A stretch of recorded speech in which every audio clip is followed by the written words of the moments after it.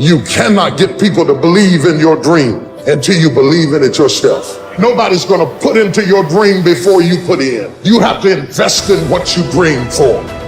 Do you have anything that you're dreaming that you're willing to be committed to enough to see it happen? 90% of your energy, focus, time, and thought should be towards the solution, not towards the problem itself. This is a mistake most people make because they expend all the energy into the problem. And when you expand energy, it grows to survive.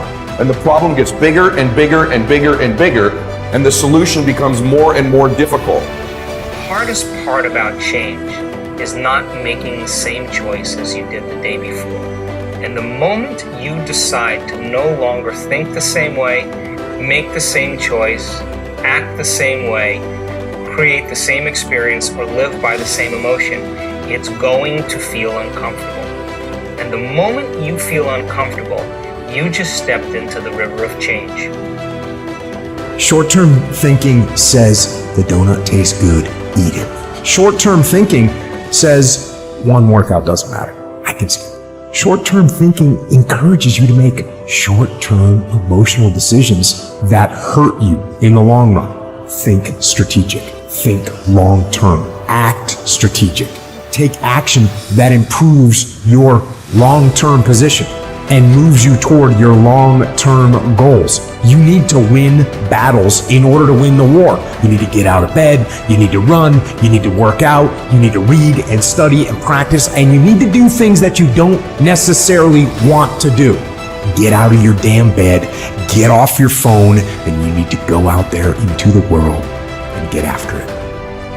People think of freedom as the ability to implement your whim. And freedom opens up that as a possibility.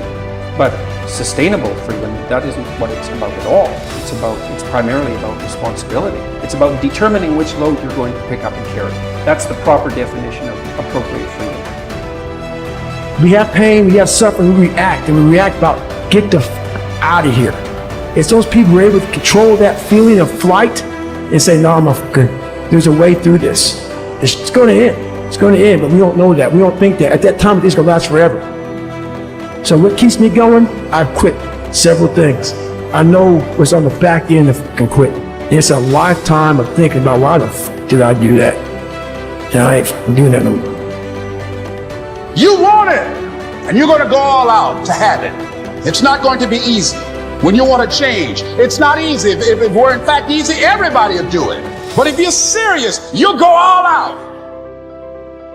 Nothing in life is promised except death. If you have the opportunity to play this game of life, you need to appreciate every moment. A lot of people don't appreciate their moment until it's past. Those times when you get up early and you work hard, those times when you stay up late and you work hard, those times when you don't feel like working, you're too tired, you don't want to push yourself, but you do it anyway. That is actually the dream. That's the dream. It's not the destination, it's the journey.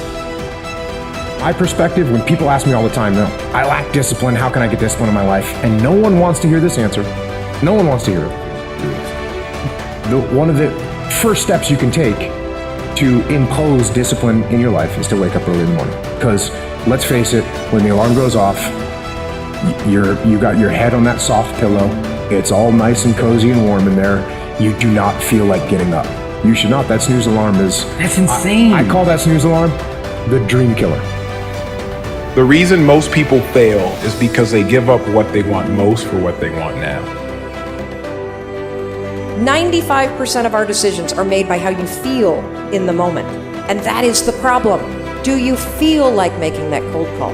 No, you don't. Do you feel like doing that third set of reps? No, you don't. And if you accept the fact that you may never feel ready, and you may never feel motivated, and you may never feel courageous, and that's okay, but you can still push yourself forward. As you start to see yourself becoming the person that takes action, guess what happens? You build the skill of confidence and courage.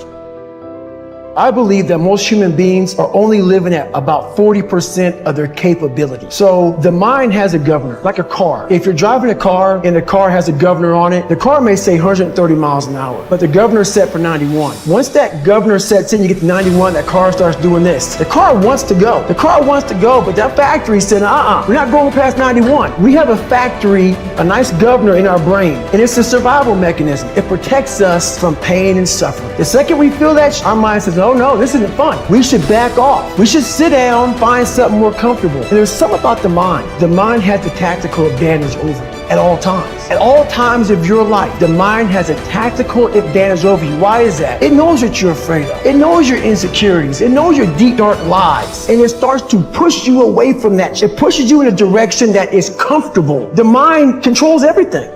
Think strategic all the time. Before any action or any inaction, ask yourself this question.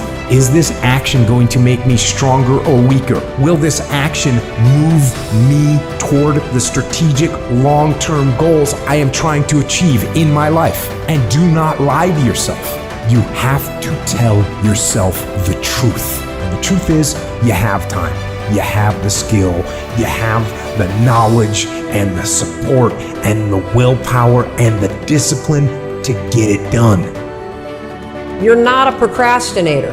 You have a habit of procrastinating. And in the case of procrastination, the trigger is always stress. The only way to break a habit, you guys, is not to deal with the triggers. You're never going to get rid of the stress in your life, but you can 100% change your pattern of avoiding work. What you're going to do is you're going to go, oh, I must be stressed out about something. Then I want you to just work, just for 5 minutes, because your problem isn't working. It's the habit of avoiding.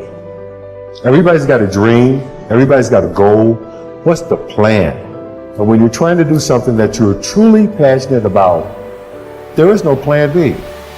Think about that for a second. Michael Jordan won 6 NBA championships with the Chicago Bulls because he was committed to plan A, not plan B. Oprah Winfrey became the queen of all media because she was committed to plan A, not plan B. Plan B sucks.